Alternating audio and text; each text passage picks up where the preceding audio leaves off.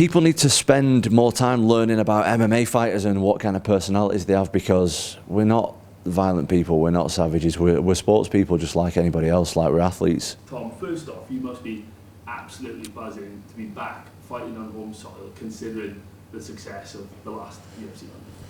Yeah, of course. As I said to Dana White last time, I want to keep going to Vegas. Like, I've been to Vegas a few times and fought there in front of nobody. And it's not that I don't want to go to Vegas, mate, but if you get the option of fighting in front of like a home crowd or Vegas in front of nobody, like, give me the home crowd every time. Like, I don't want to do that other stuff. The way you were received a few months ago, you know, you had an army of fans outside the O2, people even like jumping over police cars and stuff like that.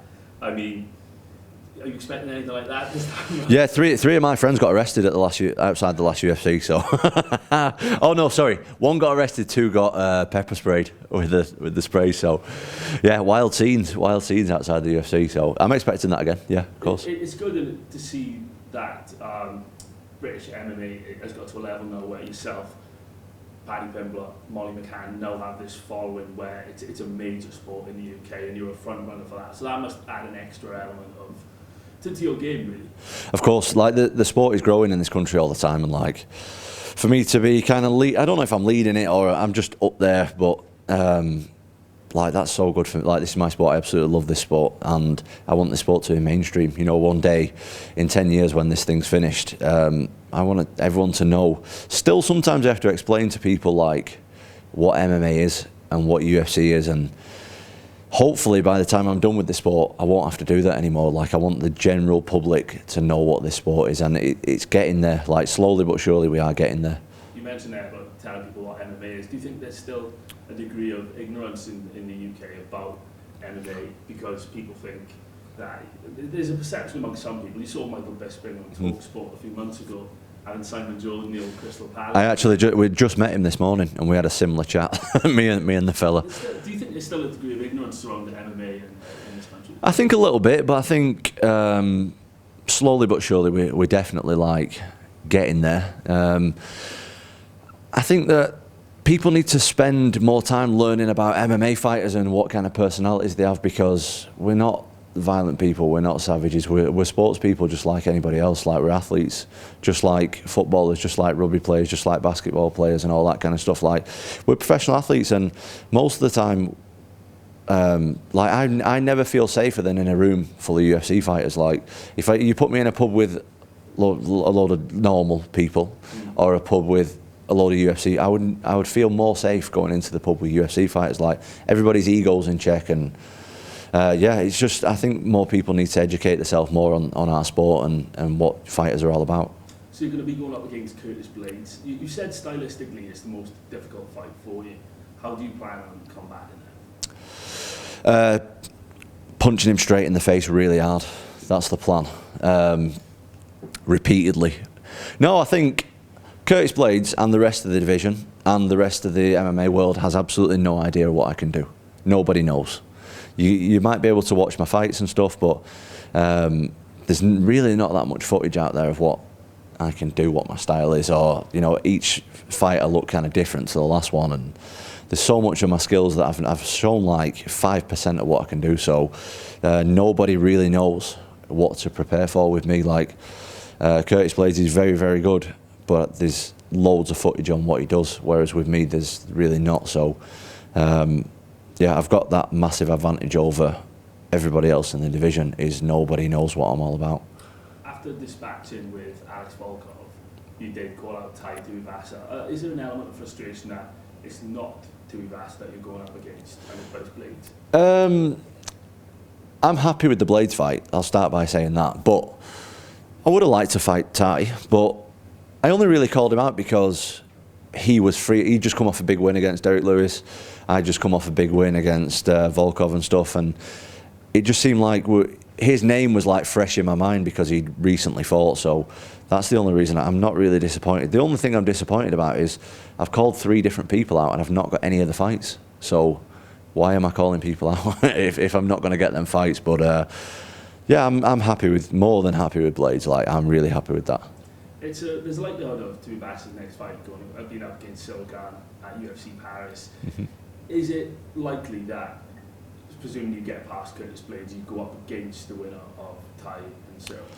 I think it's likely, yeah, of course, because if I beat Blaydes, the amount of guys who I can fight left, like there's 2 or 3 guys, yeah. So it's pretty small. To be honest with you, though, I think it's very, very silly for me to look past Blaydes in any context. You know what I mean? Like for me, the 24th of July right now in my mind, the day after my fight, doesn't really exist right now. Like I'm just thinking about Curtis Blaydes, and that's it. I'm not bothered about any other fights, anybody else in the division, what's happening with the title, who's below me, who's above me. I couldn't care less. I'm here to fight Curtis Blaydes, and that's it. You've told us before you're the best all-rounder in the heavyweight division. Would you say you're the best all-rounder pound for pound in the UFC? No. Who would you say is? Whatever, or right now? Right now.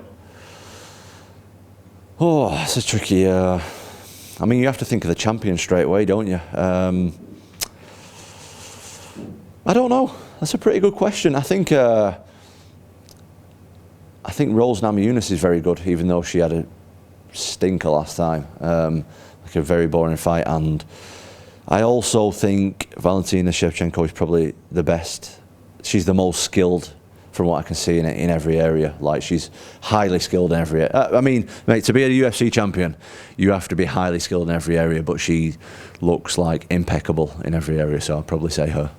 You told us at the last UFC press conference as well that you hadn't met Dana White and you'd never spoken to him. I'm presuming since your win over Volkov, you had the chance to meet Dana. Yeah, yeah.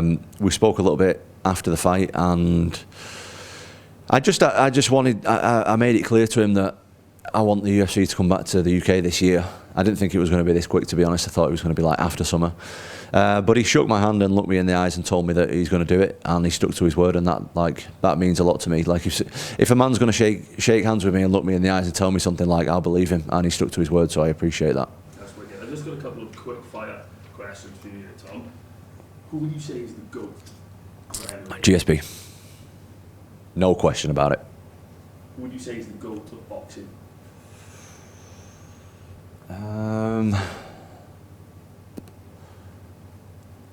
Probably Muhammad Ali, I think.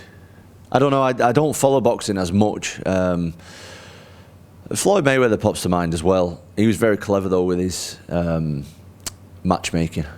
He fought like a lot of people before the prime and stuff like that. When he fought Canelo Alvarez, he fought him when he was a young man and stuff. So I think Muhammad Ali, just off the top of my head. Who is the most influential figure in your sport? Conor McGregor. And if you could make or commission one fight, one dream fight, what would it be? It'd be Francis Ngannou against Tyson Fury in a hybrid fight. And when I just said this in the last interview actually, by hybrid I mean, I think it should be 5-minute rounds, they should have small gloves on, and I think the first round would be boxing only, 5-minute round.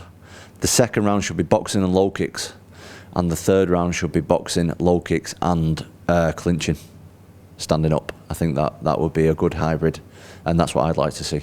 But that's just me making it up, so I don't know. Who do you think will get a win there? I think it'd be that's what I mean. That makes it close for me. Like that makes it exciting. If they're gonna box in MMA gloves, although Francis obviously has a massive puncher's chance, I think it's Tyson. I'd still favour Tyson massively. So I think if you tweak the rules a little bit, made the rounds more suited to MMA, and I think that would be evens then. Like if they did that, like similar kind of rules to that, I think that would be much more even and much more exciting as a fan to watch it. Tom, it's been an absolute pleasure. Thanks, mate. All the best. Thank you. Thanks, man.